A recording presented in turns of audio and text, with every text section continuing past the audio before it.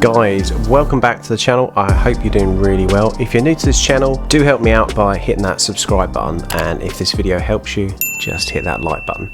My name's Alpha, and we're going to be looking at today the Black Diamond Spot 350. Now, Black Diamond is not a newcomer to this game. They've been producing some really excellent products for the outdoors and climbing industry, and they've been making head torches for a very long time, but personally I haven't had a chance to get around to looking at their head torches, and I thought it was about time that I give it a bash. I've heard lots of good things about how rugged they are, but I've always been a kind of a lifelong petal lover, so that's been through professional work and also throughout my sort of outdoorsy kind of life that I live. So I picked this Black Diamond 350 up. I was looking for a AAA based 3-cell headlamp, and Black Diamond do a range of headlamps, and this one kind of fit the bill with its features. I needed a red light, I wanted a proximity white light, and I really wanted something that's got a really good beamy main headlamp, so something that will really throw the light when I'm doing exploring, if I need to do any security work so I can see further out. Those were my specifics. I want it to be waterproof, I want it to be comfortable, and I also wanted to be cost effective and compact. So I think Black Diamond have pretty much nailed it when it comes to the Spot 350. So it's an upgrade. The Spot is not new to their line, but certainly I think for 2021, 2022, the 350 here. So this is the headlamp itself. You can see there it's got the main long range focusing beam in the central there. It's got a TIR beam, or total internal reflection. The top right, as we see it here, has the wide white output. Really impressive beam, really smooth and really even output. I'll show you what that looks like in a minute. And in the bottom right hand corner you've got the actual red light, or red ambient, and again this is a really smooth and white beam. And all of these lights that feature on here have different modes. So you have the power tap feature, which basically is the feature you've got here on the left side as we face it. And basically when this unit is on, as soon as you just tap that with your finger, 2 fingers is quite handy, as you can feel it better when you're actually using it on your head. The light will automatically go into the highest bright output. So that's really useful if you hear a strange noise, or you just quickly want to check further distance. You might be navigating along a path and a path might split, and then basically you can tap it once again, it goes back exactly to the setting you had it before. So if you had it on the lowest setting, it will quickly go down, or whatever you had it on. Now it does have a really cool dimming feature. So this is the main on button. The smaller button here on the right is your actual mode button, and if you press these two together for a number of seconds, it actually has a lockout feature, which I'll quickly show you. Press and hold them, and it flashed there, and that means basically the unit is now locked. So if I press a button, nothing's going to happen until basically I press and hold them together, and then the light comes back into operation. So it does have a memory effect. It does remember what setting you had the light on, and it also remembers what output level as well. So if you're on red low, it will remember that, and likewise white and all the other modes. So you don't have to keep going through and adjusting it. If you want them all on low, it's not a problem, you can do that. So to switch it on, really super simple. When it's not locked, all you need to do is basically press the central button, and it has a memory. The batteries are in here, and these aren't fresh batteries, so you just saw there, just for a split second, as I change the mode button, the power indicator flashes just for a few seconds, and it just shows us there with 3 lights, but there's lots of different settings. So I think when this top one is flashing, it means something like I've got 60% battery life or something like that. So every time I change it, does come back on, and you can see there that I'm cycling through the modes there, but that stays on just for a split second. It's quite bright at night, but nothing too distracting, and certainly if you're out in the wilds, that's not going to cause you any problems. So like I said, if I press that smaller round button, this unit will now cycle through the mode. I'll try not to completely blitz the camera, So you've got the white proxy mode, the red proxy mode, and the main distance light there. Now, if I wanted to adjust the brightness of any of these, if I press and hold the larger button, this will enter dimming mode. If I double press it, it will enter strobe, so I'll quickly do that. And it works in all of the features. If you press the smaller button, you get strobe effect in all of the settings, and it will cycle back. So that's really good if you need to grab someone's attention, helicopter or otherwise, or your colleague. So that's really useful.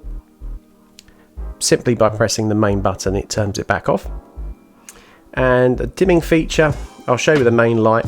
With the main light and also the proxy light, or certainly on white modes, they do activate both beams, both white beams, in max mode. So if I press and hold it, it's likely to come on in max or turbo, as I like to call it. There you go. So turbo 350, a very wide beam and a long beam there, so super useful. It's a huge amount of light, as you'll see in the video. And if I press and hold it a little bit more, that's max on the central beam here. It's actually a really clean beam. It's really got some good throw. Easily illuminates something within the 100 meter range. And I would say up to about 60 meters, 70 meters, it really does shine. Excuse the pun. So yeah, if I press and hold this, it will dim all the way down. And then right at the end, there's a very slight flash. And what that basically means is that it's just showing you that it's at its lowest setting. So like I said, when you are in this mode, you can stop it at any stage just to make it just a little bit brighter. I've actually found the very lowest low mode on this is just a little bit too dim if you're doing anything active. If you're around the camp, if you're at home working on a car and you just need a light throws a little bit further, then this works really well on low. But if you just want it just a little bit more powerful, I find holding it just a fraction longer gives you a little bit more punch, a little bit more output when you're walking. The main beam on this is excellent. I really like it. Now if I press the smaller button there, you'll get your white output, and exactly the same with the with all of the beams. You just literally press and hold the main button and it will get brighter, it will gently flash, and then it will get dim. Now you see there they didn't come on in combination, but as soon as I touch the power tap mode, both come on there. So that can be useful if you are in proxy mode but you just want to look at something far away, give it a quick blitz, and you'll be easily be able to see something really far away. And that will also work. So if we go all the way into the lowest setting, let it cycle down. Okay, so we're in low proxy. This is perfect for reading at night. And like I said, you hear a noise, give that a quick tap. You got your 350 lumens, absolutely blinding white light. It's fantastic, really, how well it works. And then you can see what you need to be looking at. Again, every time you change the setting in the mode function, the small button on the right, the blue light will cycle. So if we go into red mode, and you can see there that it's telling us that the battery status, that's really useful. And you'll notice how easily, when you are actually holding the light, it's quite easy to quickly hit that power tap. But it's quite useful. When it's on your head, it's not a problem. But when you're holding the unit, which is why it's perfect to have that lockout, it's really useful to have that. The lowest red mode is extremely covert. If you're doing something security wise, or you're map reading in a car and you're trying to drive and preserve your night vision, that is a fantastic output. It's really, really low. It's going to have a very excellent run time as well. So no issues about too much light spill or to remain covert at night. This thing's got you covered. It's got a very low signature when it is actually on, and the bezeling on that really does help. This has got your classic adjustment there. A really good trick if you are going to wear this around the neck, turn it upside down, and then when it is on your neck, you can use that tilt function to tilt the light upwards. So if you need to see in front of you without having it on your head, you want it around your neck, use that tilt function. And it also, with that making a slight triangular shape, actually provides some stability there and stops it flapping around rather than it just being a flat square there, you see. Coming back to the waterproof functions, The actual light itself is IPX8 certified, but the actual battery compartment, Black Diamond say, is actually not waterproof, but the componentry is behind it. So if you do get water inside here, all you got to do is lift it out, let it drain, give it a wipe, and you're good to go, and everything should work. And it is submersible, so it will still continue to work. Of course, the circuit is still connected and everything, so you're not going to have any issues, and you know, it's going to be a reliable light for you. Now you can see here I'm using some Eneloop Pros, a rechargeable battery. I actually, since I've had this light, and I've had it quite a while now, I haven't changed batteries, but this will take lithium AAAs, alkaline, the rechargeable ones here that I've got. So you can use a wide range of AAA batteries to suit your budgeting needs, or also to see what you've got at the time. If you were looking for something with an internal rechargeable battery, Black Diamond do I think it's called a Spot Revolt. So that has a USB rechargeable internal battery. So that one's also a good option. I normally find that lithium batteries, internal ones, are ever slightly lighter, but I'd need to check the specs on that for you. Very lastly, and kind of boring really, but let's have a quick look at the box. Nothing too fancy, but it's a very clean box. Clearly tells you what the device is.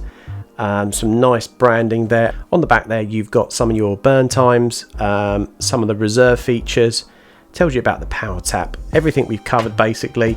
The unit weighs 86 grams when it's fully loaded with batteries and ready to go. It's saying here, this is kind of an interesting one, it doesn't kind of tell me what colour the light is, but I'm going to assume it's on white.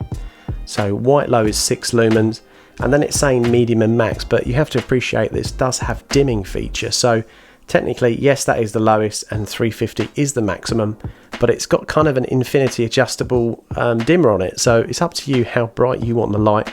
But let's just say, for argument's sake, it goes from 6 lumens all the way to 350. So it's super, super practical.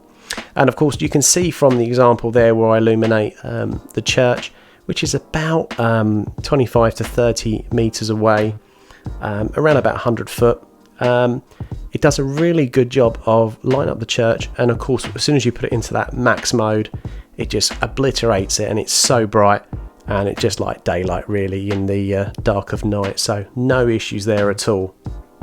And guys, lastly, I just want to say thank you for all those who have subscribed recently. So if you're not part of Team Alpha, if you hit that subscribe button, you'll be notified as soon as a new video drops. And everybody, I just want to wish you the best, and good luck in the competition that's upcoming. One of you guys, one of you subscribers is going to win that knife. So keep an eye out for a message from me. If I don't hear from you, because I've got to be fair to everybody that's subscribed, because there's only one knife, if you don't respond within a week, it's going to be drawn again, and I'll contact the next person. But I really want you guys to get out there, enjoy the outdoors, enjoy these videos that we make, and I'll see you on the next one. Take care.